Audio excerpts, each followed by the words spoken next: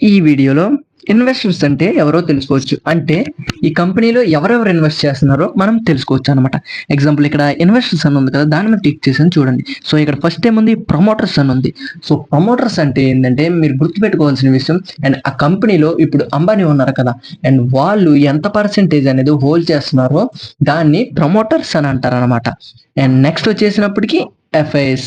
And ఇక్కడ FIs అంటే ఏంటంటే ఫారెన్ ఇన్వెస్టర్స్ అనమాట. అంటే మన ఇండియా కంపెనీస్ కాకుండా బయట కంపెనీస్ వాళ్ళు ఇన్వెస్ట్ చేస్తూ ఉంటారు కదా, సో వాళ్ళని ఫారెన్ ఇన్వెస్టర్స్ అని అంటారు అనమాట.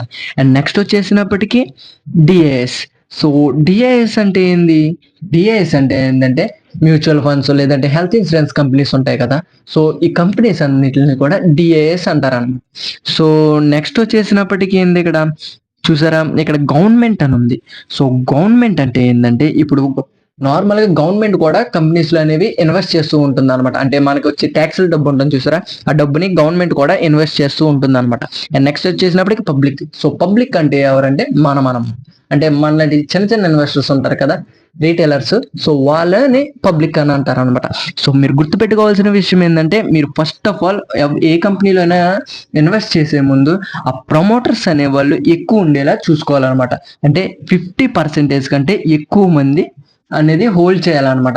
లేదు 50% కంటే తక్కువ ఉంటే కొంచెం మీరు రిస్క్ తీసుకుంటున్నట్టు అర్థం అనమాట.